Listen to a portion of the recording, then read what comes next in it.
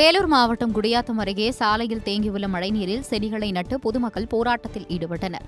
குடியாத்தம் சுற்றுவட்டார பகுதிகளில் 2 நாட்களாக பெய்த கனமழையில் தாழ்வான பகுதிகளில் தண்ணீர் தேங்கியது.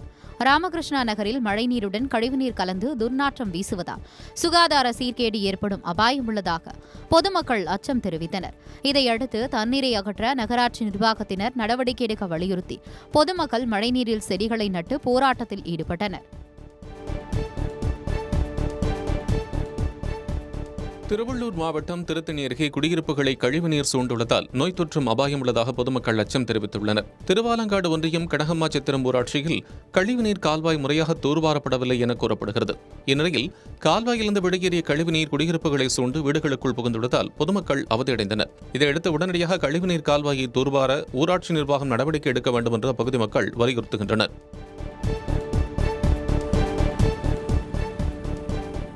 திருப்பூர் மாவட்டம் காங்கேயம் அருகே குடோனில் பதுக்கி வைக்கப்பட்டிருந்த 145 டன் யூரியாவை மத்திய அரசின் உரக்கட்டுப்பாட்டு அதிகாரிகள் பறிமுதல் செய்தனர். வெள்ளக்கோயில் பகுதியைச் சேர்ந்த ரமேஷ் என்பவருக்கு சொந்தமான காட்டன் மில் வளாகத்தில் மானிய விலை யூரியா பதுக்கி வைக்கப்பட்டுள்ளதாக புகார் எழுந்துள்ளது.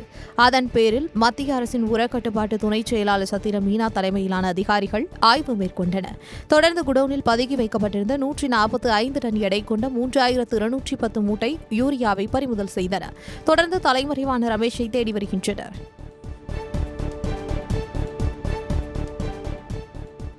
வேலூர் மாவட்டம் குடியாத்தம் அருகே மோட்டார் வாகன அலுவலக வளாகத்திலிருந்து மாயமான பேருந்தை மர்ம நபர்கள் மீண்டும் கொண்டு வந்து நிறுத்தியது குறித்து போலீசார் விசாரணை மேற்கொண்டுள்ளனர். குடியாத்தத்தில் இருசக்கர வாகன பதிவு எண்ணில் இயங்கிய ஆந்திராவைச் சேர்ந்த பேருந்தை போக்குவரத்து துறை அதிகாரிகள் பறிமுதல் செய்தனர். தொடர்ந்து குடியாத்தம் மோட்டார் வாகன அலுவலக வளாகத்தில் நிறுத்தி வைக்கப்பட்டிருந்த பேருந்து மாயமானது. இதுகுறித்து போலீசார் விசாரித்து வந்த நிலையில் மர்ம நபர்கள் பேருந்தை மீண்டும் மோட்டார் வாகன அலுவலக வளாகத்தில் நிறுத்திச் சென்றனர். இதையடுத்து மர்ம நபர்களை போலீசார் தேடி வருகின்றனர்.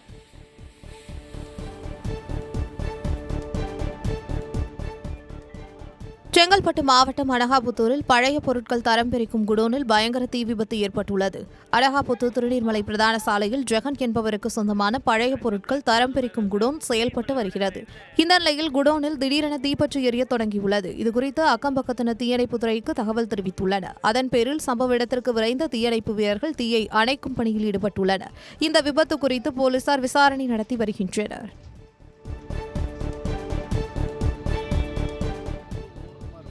திண்டுக்கல் மாவட்டம் ஒட்டன்சத்திரம் பேருந்து நிலையம் அருகே உள்ள பேக்கரியில் வாங்கிய சிக்கன் ரைஸில் புழு இருந்த சம்பவம் பரபரப்பை ஏற்படுத்தியுள்ளது.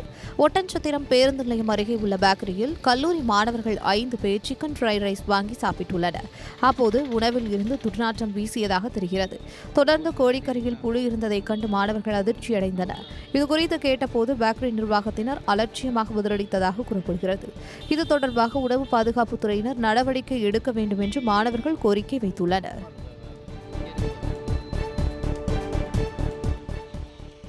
திண்டுக்கல் மாவட்டம் வத்தலகுண்டு அருகே தடை செய்யப்பட்ட 7 லட்சம் ரூபாய் மதிப்பிலான லாட்டரி சீட்டுகளை போலீசார் பறிமுதல் செய்துள்ளனர். சித்தரேவு பகுதியில் தடை செய்யப்பட்ட லாட்டரி சீட்டு விற்கப்படுவதாக கிடைத்த தகவலின் பேரில் வணிக வளாகத்தில் செயல்பட்டு வந்த கடையில் போலீசார் சோதனை செய்தனர். தொடர்ந்து லாட்டரி சீட்டு விற்பனை செய்த 2 கைது செய்த போலீசார் அவர்களிடமிருந்து 12,000 லாட்டரி டிக்கெட்டுகள் மற்றும் 28,000 ரூபாய் ரொக்கப்பணம் ஆகியவற்றை பறிமுதல் செய்துள்ளனர். தலைமறைவாக உள்ள முக்கிய குற்றவாளி அப்பலம் முருகனை தேடி வருகின்றனர்.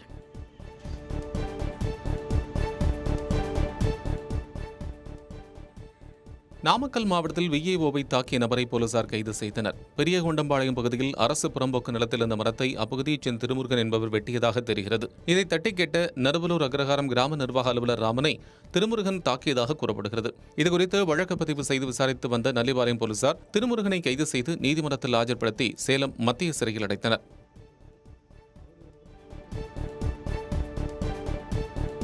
தூத்துக்குடி மாவட்டம் திருச்செந்தூர் அருகே காரில் வந்து மர்ம நபர்கள் ஆடுகளை திருடிச் சென்ற சம்பவம் அதிர்ச்சியை ஏற்படுத்தியுள்ளது. காயாமொழி கிராமத்தில் கடந்த சில நாட்களாக மேய்ச்சலுக்கு சென்ற ஆடுகள் மாயமாகி வந்தன. இந்நிலையில் வள்ளுவர் நகரில் உள்ள சிசிடிவி கேமராவில் இரவு காரில் வந்து மர்ம நபர்கள் ஆடுகளை திருடிச் செல்லும் காட்சி பதிவாகியிருந்தது. காயாமொழி கிராமத்தில் இதுவரை 20 ஆடுகள் திருடுபோனதாக கூறப்படும் நிலையில் காவல்துறையினர் விரைந்து நடவடிக்கை எடுக்க வேண்டும் எனவும் இரவு ரோந்து பணியை தீவிரப்படுத்த வேண்டும் எனவும் அப்பகுதி மக்கள் வலியுறுத்துகின்றனர்.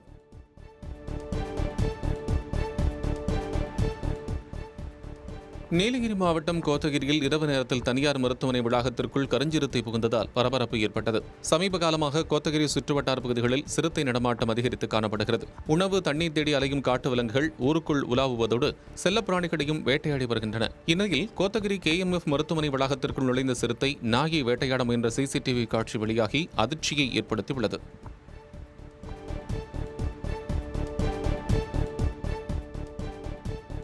செங்கல்பட்டு மாவட்டம் மதுராந்தகம் அருகே திருப்பூரிலிருந்து சென்னை நோக்கி வந்த ஆம்புலன்ஸ் தேசிய நெடுஞ்சாலையில் கவிழ்ந்த விபத்தில் 6 பேர் காயமடைந்தனர். மதுராந்தகம் அருகே திருச்சி சென்னை தேசிய நெடுஞ்சாலையில் நோயாளியை ஏற்றிக் கொண்டு வந்த ஆம்புலன்ஸ் அய்யனார் கோயில் என்ற இடத்தில் கவிழ்ந்து விபத்துக்குள்ளானது. இதில் நோயாளியுடன் சேர்ந்து பயணித்த 6 பெண்களும் காயமடைந்தனர். மேலும் இந்த விபத்தால் தேசிய நெடுஞ்சாலையில் சுமார் 1 மணி நேரம் போக்குவரத்து பாதிக்கப்பட்டது.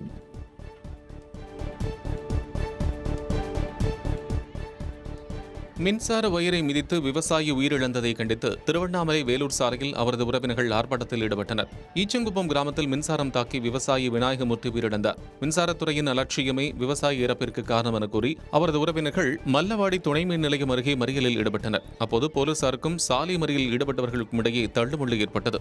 தொடர்ந்து போலீசார் அவர்களை குண்டுகட்டாக தூக்கிச் சென்று கைது செய்தனர். திருவாரூர் மாவட்டம் நீடாமங்கலம் அருகே கோவில்வெண்ணி சுங்கச்சாவடியை முற்றுகையிட்டு பல்வேறு அரசியல் கட்சியினர் ஆர்ப்பாட்டத்தில் ஈடுபட்டனர். அப்போது தேசிய நெடுஞ்சாலை பணி முடிவடையாத நிலையில் சட்டவிரோதமாக திறக்கப்பட்டுள்ள கோவில்வெண்ணி சுங்கச்சாவடியை மூட வேண்டும், 60 கிலோமீட்டர் சுற்றளவுக்குட்பட்ட அனைத்து வாகனங்களுக்கும் சுங்க கட்டணம் விலக்களித்திட வேண்டும் உள்ளிட்ட கோரிக்கைகள் வலியுறுத்தப்பட்டன. தொடர்ந்து போராட்டக்காரர்களுக்கும் காவல்துறையினருக்கும் இடையே தள்ளுமுள்ளு ஏற்பட்டதால் பதற்றம் நிலவியது. இதையடுத்து போராட்டத்தில் ஈடுபட்டவர்களை போலீசார் கைது செய்து தனியார் மண்டபத்தில் அடைத்தனர். செங்கல்பட்டு மாவட்டம் மதுராந்தகம் அடுத்த பாக்கம் கிராமத்தில் 100 நாள் வேலை திட்டத்தில் பணி வழங்கிடக் கோரி பொதுமக்கள் சாலை மறியலில் ஈடுபட முயன்றதால் பரபரப்பு ஏற்பட்டது. பாக்கம் கிராமத்தில் இந்த ஆண்டு முழுமையாக 20 நாட்கள் மட்டுமே வேலை வழங்கப்பட்டதாகவும் 3 மாதங்களாக கிராம மக்களுக்கு 100 நாள் வேலை திட்டத்தின் கீழ் பணி வழங்கப்படவில்லை எனவும் குற்றச்சாட்டு எழுந்துள்ளது. இதை கண்டித்து கிராம மக்கள் 200க்கும் மேற்பட்டோர் தேசிய நெடுஞ்சாலையில் மறியலில் ஈடுபட முயன்றனர். போலீசார் அவர்களை தடுத்து நிறுத்தியதால் சாலையில் அமர்ந்து மறியலில் ஈடுபட்டனர்.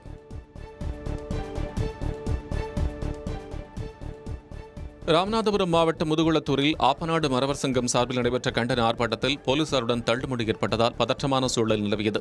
நெல்லையில் முத்துராமலிங்க தேவரையும் சுபாஷ் சந்திர போஸையும் செந்தில் என்பவர் அவமரியாதையாக பேசியதாக கூறப்படுகிறது. இதை கண்டித்து முதுகுளத்தூர் பேருந்து நிலையம் முன்பு ஆப்பநாடு மறவர் சங்கம் சார்பில் ஆர்ப்பாட்டம் நடைபெற்றது. உரிய அனுமதியின்றி ஆர்ப்பாட்டத்தில் ஈடுபட்டவரை கலைந்து செல்லுமாறு கூறியபோது போராட்டக்காரர்களுக்கும் போலீசாருக்கும் இடையே தள்ளுமுடி ஏற்பட்டது. இதையடுத்து அவர்களை போலீசார் கைது செய்தனர். பெரம்பலூரில் தொடர் இருசக்கர வாகன திருட்டில் ஈடுபட்டு வந்த 4 பேரை போலீசார் கைது செய்தனர். திருமாந்துறை சுங்கச்சாவடி அருகே ரோந்து பணியில் ஈடுபட்டிருந்த போலீசார் இருசக்கர வாகனத்தில் வந்த சுரேஷ் என்பவரிடம் சந்தேகத்தின் அடிப்படையில் விசாரணை நடத்தினர். அதில் அவர் வந்த இருசக்கர வாகனம் திருட்டு வாகனம் என்பது தெரியவந்தது.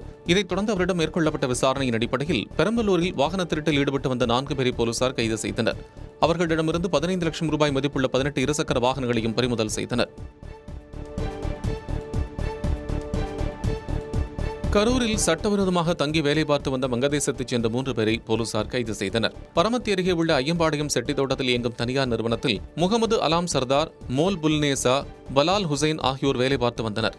இந்நிலையில் முகமது வெளிநாட்டு கடவுச்சீட்டு பெற வேண்டி பரமத்தி காவல் நிலையம் வந்துள்ளார். அப்போது ஆவணங்கள் முரண்பாடாக இருந்ததால் அவரிடம் போலீசார் விசாரித்தனர். அதில் வங்கதேசத்தைச் சேர்ந்த 3 சட்டவிரோதமாக இங்கு தங்கி பணியாற்றுவது தெரியவந்தது.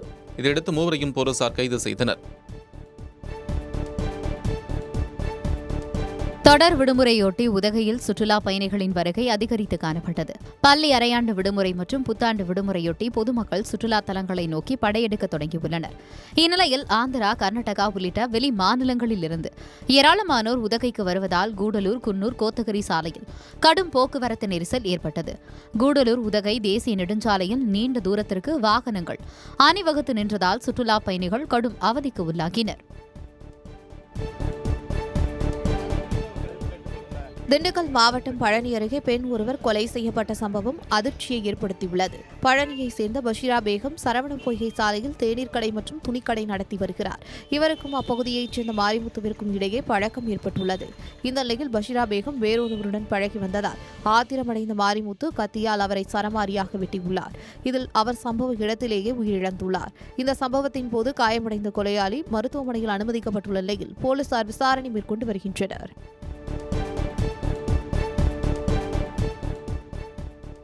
கடலூர் மாவட்டம் பண்ருட்டி அருகே தென்பெண்ணை ஆற்றின் அருகே பல்லவர் காலத்து விநாயகர் சிற்பம் கண்டெடுக்கப்பட்டுள்ளது. எனதிரிமங்கலம் தென்பெண்ணை ஆற்று பகுதியில் தொல்லியல் ஆய்வாளர் இமானுவேல் கள ஆய்வு மேற்கொண்டார்.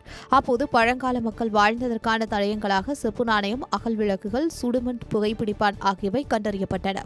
தொடர்ந்து மேற்கொள்ளப்பட்டு வரும் கள ஆய்வில் சுமார் 1200 ஆண்டுகள் பழமையான விநாயகர் சிற்பம் கண்டெடுக்கப்பட்டுள்ளது. இதையடுத்து அப்பகுதியில் தொடர்ந்து ஆய்வுகள் மேற்கொள்ளப்படும் என்று ஆய்வாளர் இமானுவேல் தெரிவித்துள்ளார். விருதுநகர் மாவட்டம் வெம்பக்கோட்டை அருகே நடைபெற்று வரும் 3ஆம் கட்ட அகழாய்வின் போது சுடுமண்ணாலான பானைகள், தட்டுகள் கண்டெடுக்கப்பட்டன.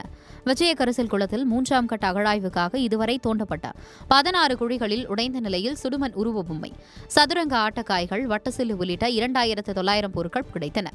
தற்போது தோண்டப்பட்ட குழியில் சுடுமண்ணால் ஆன முழுமையான பானைகள், தட்டுகள் கிடைத்துள்ளன.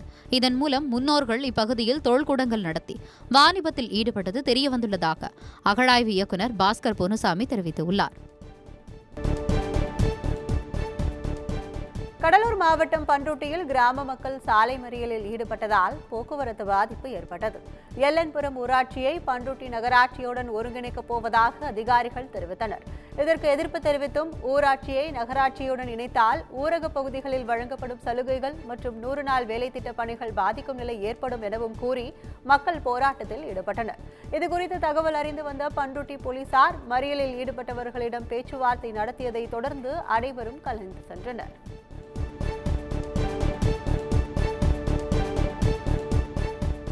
பூண்டி ஊராட்சியை சாலியமங்கலம் பேரூராட்சியுடன் இணைப்பதற்கு எதிர்ப்பு தெரிவித்து தஞ்சை நாகை தேசிய நெடுஞ்சாலையில் பொதுமக்கள் சாலை மறியல் போராட்டத்தில் ஈடுபட்டனர். தஞ்சாவூர் மாவட்டத்தின் பூண்டி ஊராட்சியை சாலியமங்கலம் பேரூராட்சியுடன் இணைக்க இருப்பதாக கூறப்படுகிறது. 100 நாள் வேலை பறிபோய்விடும் என்பதால் அதற்கு எதிர்ப்பு தெரிவித்து அப்பகுதி மக்கள் 100க்கும் மேற்பட்டோர் பூண்டியில் தஞ்சை நாகை தேசிய நெடுஞ்சாலையில் சாலை மறியல் போராட்டத்தில் ஈடுபட்டனர். இதனால் சுமார் 2 மணி நேரம் போக்குவரத்து பாதிப்பு ஏற்பட்டது.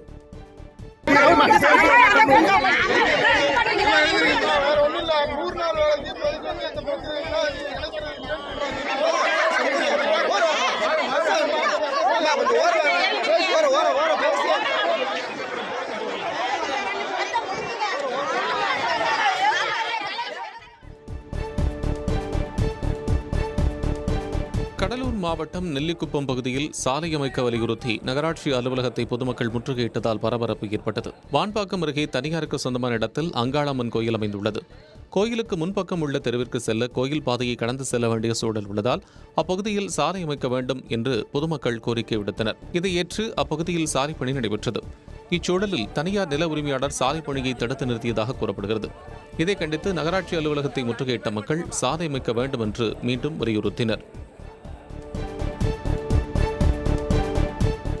கோவை மாவட்ட ஆட்சியர் அலுவலகத்தின் முன்பு வீட்டுமனை பட்டாக்களை தரையில் வீசி நரிக்குறவு இன மக்கள் போராட்டத்தில் ஈடுபட்டனர். பொள்ளாச்சி புள்ளக்காபாளையத்தில் அரசு வழங்கிய பட்டா நிலத்தில் நரிக்குறவு இன மக்கள் வசித்து வருகின்றனர். இந்நிலையில் ஜஸ்டின் சுந்தர் என்பவர் மதுபோதையில் குழந்தைகளை தாக்குவதாகவும் அவர்களை தொடர்ந்து துன்புறுத்தி வருவதாகவும் கூறப்படுகிறது. இதனால் ஆத்திரமடைந்த நரிக்குறவு மக்கள் வீட்டுமனை பட்டாக்களை ஆட்சியர் அலுவலகத்தின் முன்பு தரையில் வீசி போராட்டத்தில் ஈடுபட்டனர். அப்போது ஜஸ்டின் சுந்தர் மீது உரிய நடவடிக்கை எடுக்க வேண்டும் என்று அவர்கள் வலியுறுத்தினர்.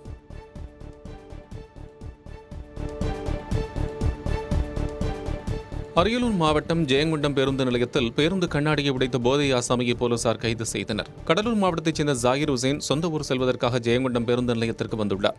அப்போது மதுபோதையில் இருந்த ஜாகிர் ஹுசேன் விருதாச்சலம் நோக்கி செல்லவிருந்த அரசு பேருந்து ஓட்டுநருடன் வாக்குவாதம் செய்ததோடு பேருந்தின் கண்ணாடியை கல்லால் அடித்து உடைத்தார். இதுகுறித்து தகவல் இருந்து வந்த போலீசார் போதை ஆசாமியை கைது செய்து அவரிடமிருந்து 50 கிராம் கஞ்சாவையும் பறிமுதல் செய்தனர்.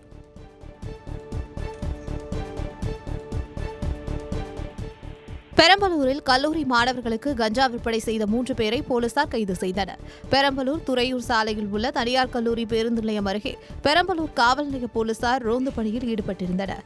அப்போது அங்கு நின்றிருந்த இளைஞர்கள் 3வரை சந்தேகத்தின் பேரில் பிடித்து விசாரித்துள்ளனர்.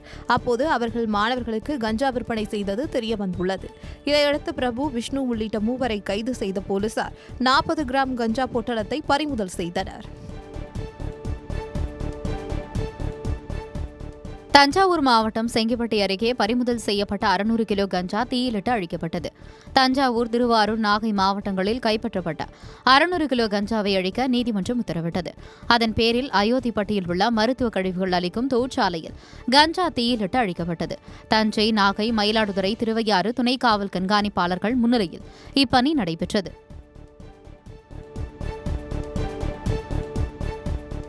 நீலகிரி மாவட்டம் குன்னூர் ஐயப்பன் கோயிலில் 58ஆம் ஆண்டு மண்டல பூஜை கோலாகலமாக நடைபெற்றது. விளக்குகளால் அலங்கரிக்கப்பட்ட ஐயப்ப சுவாமியின் உற்சவர் உழவர் சந்தை, கிருஷ்ணாபுரம் உள்ளிட்ட நகரின் முக்கிய வீதிகள் வழியாக ஊர்வலமாக கொண்டு செல்லப்பட்டு மீண்டும் கோயிலை வந்தடைந்தது. உடுக்கை, சண்டை மேடம் முழங்க கேரள கலை நிகழ்ச்சிகள் நடைபெற்றன. சாரல் மழையையும் பொருட்படுத்தாமல் பக்தர்கள் ஏராளமானோர் நிகழ்ச்சியில் பங்கேற்று சாமி தரிசனம் செய்தனர்.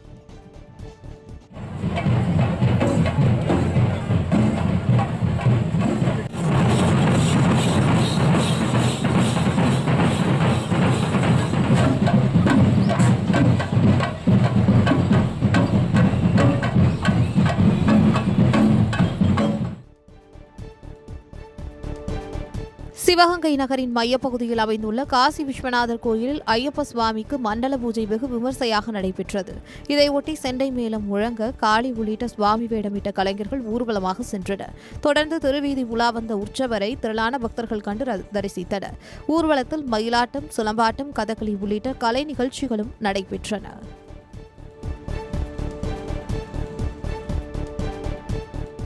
தஞ்சையில் மழையால் பாதிக்கப்பட்ட கருக்காநெல்லை தரையில் கொட்டி விவசாயிகள் நூதன போராட்டத்தில் ஈடுபட்டனர்.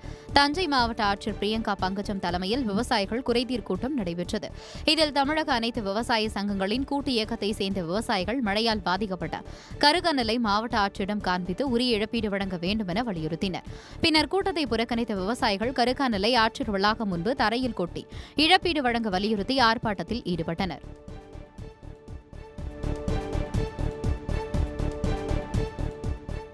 2025ஆம் ஆண்டு தமிழகத்தின் முதல் ஜல்லிக்கட்டு புதுக்கோட்டை மாவட்டம் தச்சங்குறிச்சியில் 4ஆம் தேதி நடைபெறவுள்ள நிலையில் தஞ்சையில் காளைகளுக்கு தீவிரமாக பயிற்சி அளிக்கப்பட்டு வருகிறது.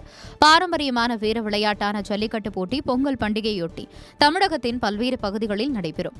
2025இல் தமிழகத்தின் முதல் ஜல்லிக்கட்டு வருகிற 4ஆம் தேதி புதுக்கோட்டை மாவட்டம் தச்சங்குறிச்சியில் நடைபெறவுள்ளது. இதையொட்டி தஞ்சையில் காளைகளுக்கு நீச்சல் பயிற்சி, அதிவேக நடைபயிற்சி, மண்ணை குத்துதல், பாய்ச்சல் ஆகிய பயிற்சிகள் அளிக்கப்பட்டு வருகின்றன.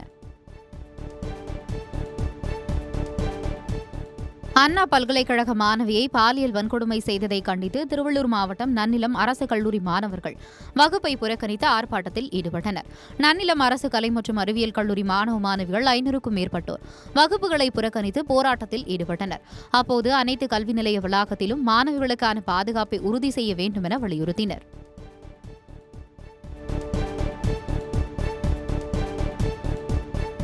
பொங்கல் திருநாளை முன்னிட்டு தஞ்சை மாவட்டம் கும்பகோணம் அருகே நாட்டு வெள்ளம் தயாரிக்கும் பணி தீவிரமாக நடைபெற்று வருகிறது. ஜனவரி 14ஆம் தேதி தைப்பொங்கல் திருநாள் வர இருப்பதால் வெள்ளத்தின் தேவை அதிகரித்துள்ளது. இதையடுத்து கிளிமங்கலம், கொண்டசமுத்திரம் ஆகிய கிராமங்களில் நாட்டு வெள்ளம் தயாரிக்கும் பணி தீவிரமாக நடைபெற்று வருகிறது. இந்த ஆண்டு கரும்பு பயிரில் மஞ்சள் நோய் தாக்குதல் அதிகம் இருப்பதால் கரும்பு சாரின் அளவு குறைவாக உள்ளதாகவும் இதனால் வெள்ள உற்பத்தி பாதிக்கப்பட்டுள்ளதாகவும் விவசாயிகள் வேதனை தெரிவிக்கின்றனர். கிருஷ்ணகிரி மாவட்டம் ஊத்தங்கரை அருகே பேருந்து பள்ளத்தில் கவிழ்ந்து விபத்துக்கு உள்ளானது. 40 பேர் காயமடைந்தனர். தருமபுரி மாவட்டம் எட்டியம்பட்டி கிராமத்தை சேர்ந்த 52 பேர் பேருந்தில் மேல்மருவத்தூர் கோவிலுக்கு சென்று கொண்டிருந்தனர். அப்போது தீரன் சின்னமலை தனியார் பள்ளி எதிரே தேசிய நெடுஞ்சாலையில் ஓட்டுநரின் கட்டுப்பாட்டை இழந்த பேருந்து பள்ளத்தில் கவிழ்ந்து விபத்துக்கு உள்ளானது. இதில் ஓட்டுநர் உட்பட 40 பேர் படுகாயமடைந்த நிலையில் அங்கிருந்தவர்கள் அவர்களை மீட்டு சிகிச்சைக்காக ஊத்தங்கரை அரசு மருத்துவமனையில் அனுமதித்தனர்.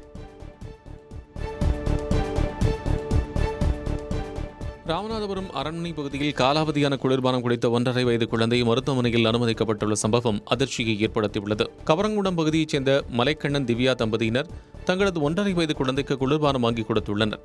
குழந்தை குளிர்பானத்தை குடித்த நிலையில் அது காலாவதியாகிவிட்டதைக் கண்டு திவ்யா அதிர்ச்சியடைந்தார். இதுகுறித்து கேட்டபோது கடை ஊழியர் அலட்சியமாக பதிலளித்ததாக கூறப்படுகிறது. தொடர்ந்து குழந்தை மருத்துவமனையில் அனுமதிக்கப்பட்டுள்ள நிலையில் உணவு பாதுகாப்பு அதிகாரிகள் ஆய்வு செய்து கடைக்கு 3000 ரூபாய் அபராதம் விதித்தனர். சென்னை அண்ணா பல்கலைக்கழக மாணவிக்கு நிகழ்ந்த பாலியல் வன்கொடுமையை கண்டித்து ஈரோடு மாநகராட்சி மன்ற கூட்டத்திலிருந்து அதிமுக மாமன்ற உறுப்பினர்கள் வெளிநடப்பு செய்தனர். ஈரோடு மாநகராட்சி மாமன்ற உறுப்பினர்கள் சாதாரண கூட்டம் மேயர் நாகரத்னம் சுப்பிரமணி தலைமையில் நடைபெற்றது. இதில் கலந்து கொண்ட அதிமுக மாமன்ற உறுப்பினர்கள் அண்ணா பல்கலைக்கழக மாணவிக்கு நிகழ்ந்த பாலியல் வன்கொடுமையை கண்டித்து வெளிநடப்பு செய்தனர்.